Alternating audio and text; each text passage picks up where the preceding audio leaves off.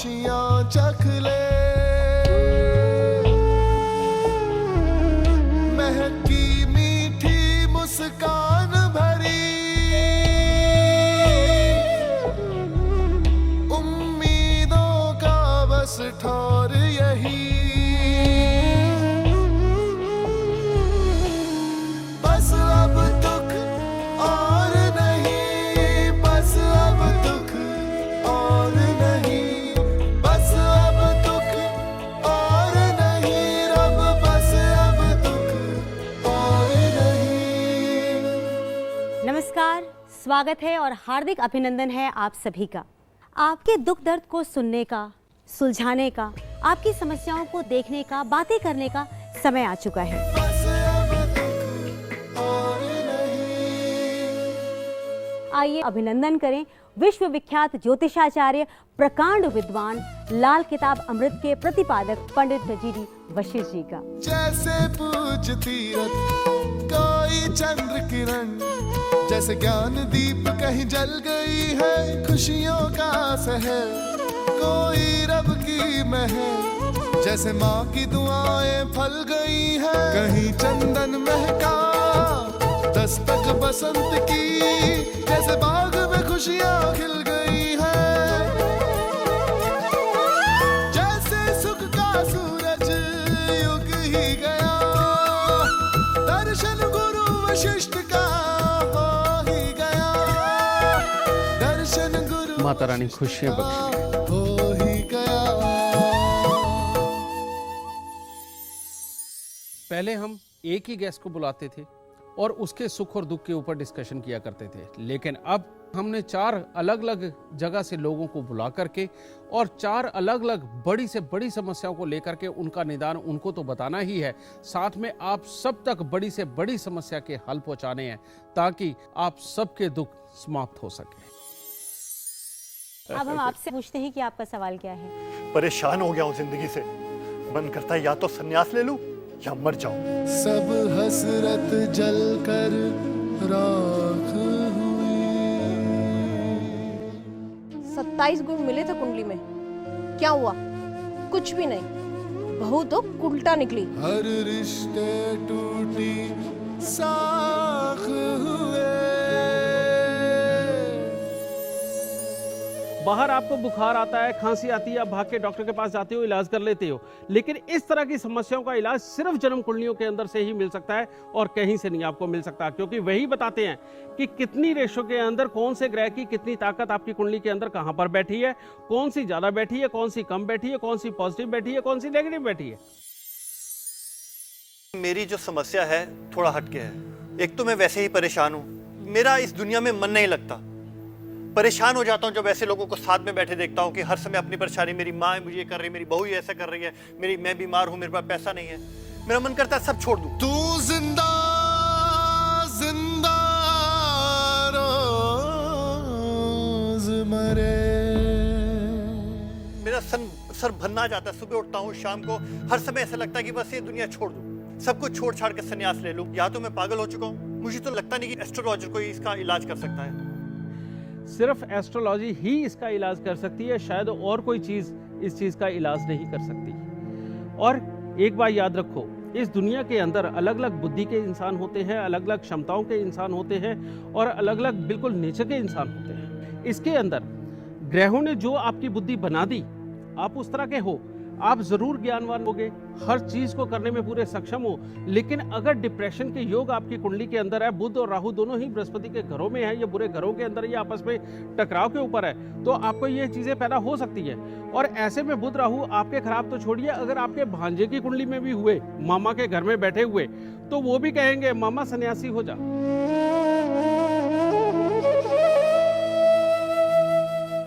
ऐसे में ये बात मैं मानता हूं कि भांजे की कुंडली कहां से लाओगे, लेकिन जब तक बुध और राहु का इलाज नहीं होता, आपको अपनी जो सक्षमताएं हैं, जो आपके अंदर काबिलियतें हैं, उनका पूरा ज्ञान ही नहीं हो पाएगा और उनसे लड़ने की पूरी आपको हिम्मत ही नहीं मिल पाएगी जब तक कि इनका आप इलाज नहीं कर लेते।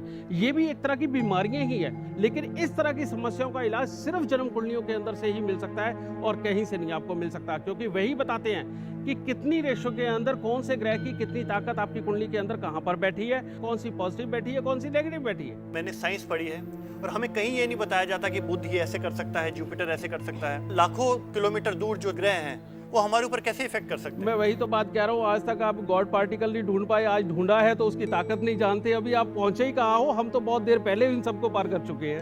अगर सब कुछ लिखा है, सब कुछ तय है कि ऐसा ही होना है, ऐसा ही होना है, तो फिर हम कर्म किस लिए करें। दुनिया के अंदर जो भी चीज चलती है उसके कम से कम 2 पांव तो जरूर होते हैं, और इसी तरह से हमारा जीवन चलाने के लिए कर्म और भाग्य दोनों बराबर के पहिए हैं।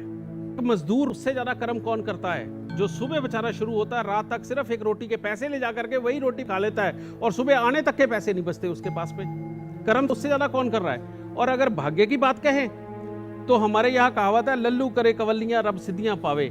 यानी बेवकूफ से बेवकूफ इंसान लाला बन करके 100 आदमियों के ऊपर रोज हुक्म चलाता है, इसे भाग्य बोलते हैं। अगर वो बेवकूफ भी है लेकिन वो कोशिश कर रहा है कि काम धंधे पे जाए और जाकर के लोगों के ऊपर हुक्म चलाए, उनको काम बताए, वो उसका कर्म है। कर्म किए बिना भाग्य कुछ नहीं है और भाग्य किए बिना कर्म कुछ नहीं है। और अगर ये दोनों जिसके पास हो वही जिंदगी के अंदर अव्वल जिंदगी जी सकता है। इन दोनों के बगैर सब कुछ बेकार है, या दोनों में से एक चीज के बगैर भी सब कुछ बेकार है।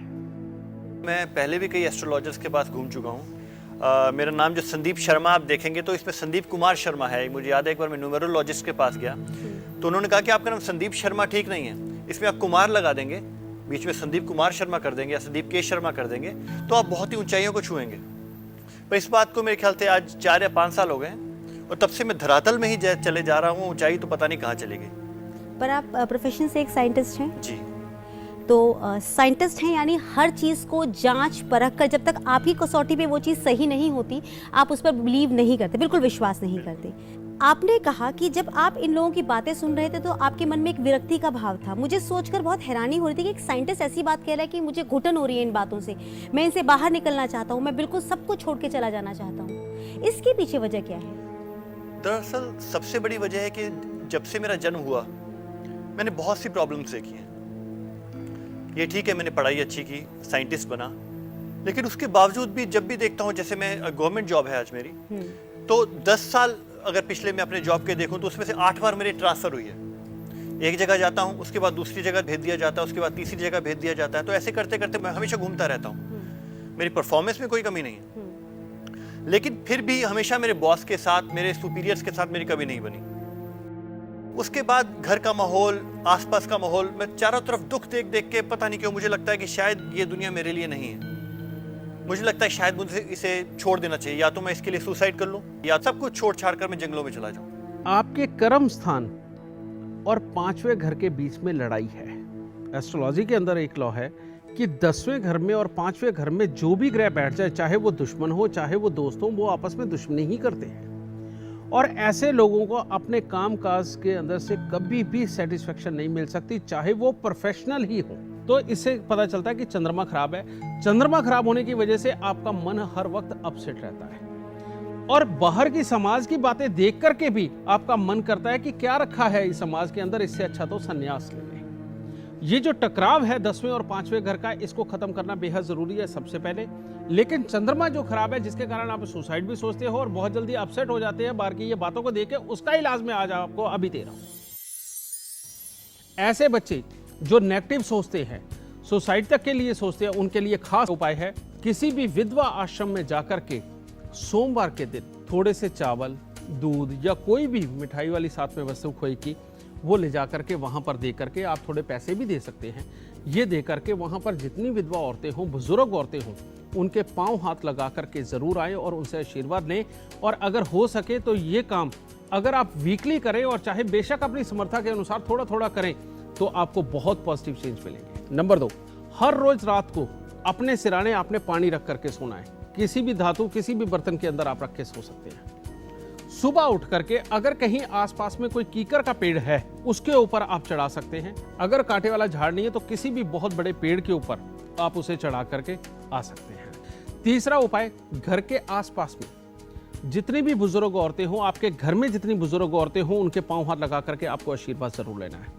और चौथी बात, आपके घर में कहीं पर भी अगर सीलन आ रही हो, उस पोर्शन को जल्द से जल्द ठीक करवाएं। ऐसे लोग जितना ज्यादा ये करेंगे उतने ही ज्यादा सुख उनको प्राप्त होंगे। हालांकि चंद्रमा नीच का हो तो लाल किताब के अंदर एक विधान है कि दूध और पानी का दान नहीं दिया जा सकता, लेकिन मैंने आपको कहा है कि विधवा आश्रम के अंदर जाकर के आप उनको वो देकर आए, क्योंकि लाल किताब की ही थ्योरी है कि अगर ग्रह की वस्तु ग्रह के जीव को खिला करके अगर आप हटते हैं तो उसका बुरापन ग्रह का शांत होता है। तो इसीलिए विधवा आश्रम के अंदर ये आपने देना है। हर रोज सराने जल रख करके सुबह कीकर के पेड़ के ऊपर डालना है। इतने से ही, यही उपाय करने से आप देखेंगे आपके मन के अंदर पॉजिटिव सोच बहुत ज्यादा बढ़ने लगेगी, आपके अंदर एक जोश पैदा होने लगेगा, आपके घर के अंदर सुख शांति आने लगेगी, रुपए पैसे और वाहन का सुख आपको प्राप्त होने लगेगा, और इससे आपके ट्रांसफर भी ठहर सकते हैं। और आपके कामकाज को लेकर के जो समस्या है वो तब खत्म होगी, 10वें और 5वें घर के टकराव को जब मैं खत्म करूंगा, तब आपको जिंदगी के अंदर ये सारा बुरापन समाप्त हो जाएगा। सुखदाता है गुरुदेव वशिष्ठ। जो प्रॉब्लम आपने बताई है उससे मुझे ऐसा लग रहा है कि आपकी जो फैमिली है, आपकी वाइफ, आपके बच्चे, उन्हें तो बहुत ज़्यादा परेशानियां झेलनी पड़ती होंगी आपके एटीट्यूड की वजह से।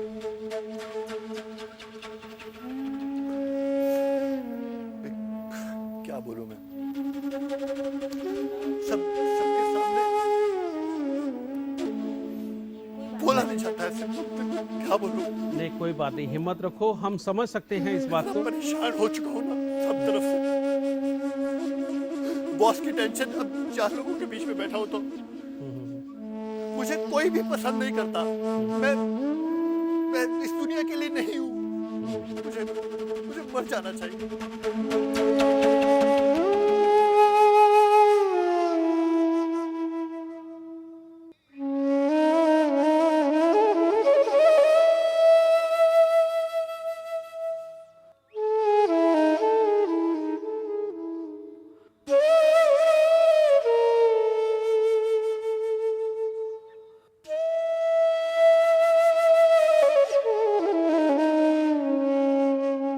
आज आप ये नेगेटिव बातें बोल सकते हैं, लेकिन थोड़े दिन के उपायों के बाद में आप ये नेगेटिव बातें नहीं बोल सकते। कारण ये कि आपके दिल के अंदर इतनी हिम्मत होगी और आपकी सोच में वो पॉजिटिव चीज इतनी ज्यादा बदल चुकी होगी कि आप अपने हालात को स्वयं ठीक करेंगे और अपनी हिम्मत से आप जिंदगी के अंदर बहुत आगे बढ़ेंगे और आपके मन के हालात, आपके घर के अंदर के हालात, सब कुछ आपके अनुकूल होंगे सिर्फ थोड़े दिन के उपायों के बाद। आपने नाम के बीच में कुमार तो लगा के देख लिया, एक बार ये जो मैं मामूली सा उपाय कह रहा हूं आपको करके देखिए, आपको थोड़े ही दिनों के अंदर रिजल्ट मिलेगा और आप अपने मुंह से आकर के कहेंगे कि बस अब दुख और नहीं। संदीप जी, मन में कुछ पॉजिटिव लग रहा है? पॉजिटिव तो डेफिनेटली लग रहा है। ऐसे 1000 केसेस मैंने देखे हैं कि फैमिली को छोड़कर अपने बच्चों को पैदा कर और फैमिली संभाल नहीं पाते हैं, तो उससे संन्यास लेना है, कहीं दूर चला जाना है, वो जस्ट एक बहाना होता है और कुछ नहीं है। एक सेकंड, आप इसे बहाना कैसे कह सकती हैं? नहीं, मुझे पहले ये बताइए, जब नहीं, मुझे पहले ये बताइए, जब आपकी अपनी माँ के साथ नहीं बनती तो मैंने बोला क्या बहाना है? आप मेरी प्रॉब्लम को जानती हैं। फैमिली को तो फिर तुम फैमिली क्यों बना रहे हो? मत बनाओ ना, जब ऐसी ही प्रॉब्लम है तो। आप अपनी माँ से अलग हो जाइए। गुरुजी, इतनी स्टडी करने के बाद में भी, इतनी टेक्निकल नॉलेज होने के बाद में भी अगर बंदे को ये सोचना पड़े तो लानत है। नहीं बेटा नहीं, इस धरती के ऊपर एक कण भी ऊपर वाले की मर्जी के बिना नहीं हिलता। बचपन से हम सब लोग अपने संस्कारों में सीखते आए, अपने बड़े बुजुर्गों से सीखते आए। मैं आपकी इस बात से सहमत हूँ, लेकिन गुरुजी 1000 केसेस ऐसे देखे हैं। अब मैंने ज्यादा दुनिया नहीं देखी, लेकिन अब तक की एज में मैंने इतना देखा है कि मतलब शादी करके ऐसे छोड़ जाते हैं अकेले बच्चों को, फैमिली को, और चले जाते हैं। जिन्होंने आपको जन्म दिया, ये इस तरीके का कोई थोड़ी ना कंसर्न होता है। पंडित जी ने कहा था जब तक अगले की पूरी बात ना सुन ले, धैर्य रखना पूरी है। सुनिए। नेहा, अपनी बात कही, मैंने कुछ बोला बीच में? अगर उसके सिर में फोड़ा है, वो इलाज करा रहे हैं, बुखार वाला बीच में आ जाए, इसका इलाज क्यों करेंगे? तो क्या मतलब है? ठीक है, बात अनिल कर जी, रहे हैं, आप लोगों गुरुजी की बात अपना ठीक है। जवाब दे देंगे। उनकी अपनी समस्या तो बोलने दीजिए। मुझे बोलने तो आप दीजिए, बोलिए, मैं भी सारी बात सुनूंगा। सुनिए। नहीं, मैं भी इसमें बोला आप क्या? लोग, संदीप जी, I'm ये sorry कैसे to कह say, सकते हो डर के भाग रहे हैं घर से? हम उनकी लोग और एक समस्या बहुत भी ही तो। रेस्पेक्टेबल शो कर रहे हैं। नहीं मैम, अगर आपको ऐसा लगता है मैं छोड़ के चला जाता हूँ, मैं छोड़ के चला जाता हूँ। Sandeep ji, please sit down. नहीं नहीं, मुझे कैसे बोल सकती है? Sit down, please sit down. दुख डाल के डेरा जो ना डरे,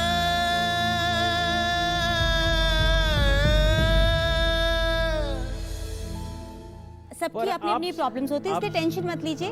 और जैसा कि हमारे शो में बहुत क्लियरली हम बताते हैं कि हम सबकी जो पर्सनालिटी है that is directed by the constellations, the ग्रहास। तो जो ग्रह हमारे साथ कर रहे हैं, जो प्लैनेट्स हमारे साथ कर रहे हैं, हम उनके अनुसार चल रहे हैं। जैसे अभी आपका टेम्परामेंट अचानक आपने लूज कर दिया, ठीक है, this is again a sign कि आपके ग्रह आपको इस तरह से डायरेक्ट करते हैं। मैं आप सबको भी बताना चाहता हूं और आप सबको भी बताना चाहता हूं, अभी जो आपने देखा, नेहा ने जो कुछ भी किया, ये जन्म कुंडली के अंदर जब भी मंगल और केतु का मेल हो जाए, या जिनकी जन्म कुंडली के अंदर केतु देव बहुत खराब हो, या केतु देव तीसरे घर के अंदर और या अष्टम भाव के अंदर बैठे हुए हों, ये उनके सिम्टम्स होते हैं। ये अपनी जगह सही है, जो भी कुछ उसको अच्छा लगा उसने बोला, लेकिन देखने वालों ने क्या जज किया? देखने वालों ने यही जज किया कि नहीं, खाम खाई बात के अंदर एक टेंशन पैदा कर दी, जबकि इस बात को बड़े आराम से खत्म किया जा सकता था। और यही बात आपको बार बार समझाने के लिए कि कौन सा ग्रह क्या करता है, क्या सिम्टम्स होते हैं और किस तरह के हालात उत्पन्न होते हैं, यही चीज बताने के लिए मैं जवाब के रूप में आपके पास आऊंगा और आप सबको भी बताऊंगा।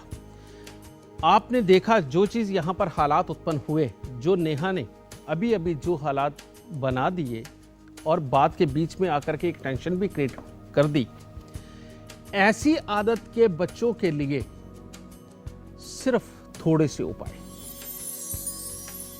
काला सफेद कंबल साल के अंदर एक बार सर से 7 बार उतार करके मंदिर में जरूर देना है।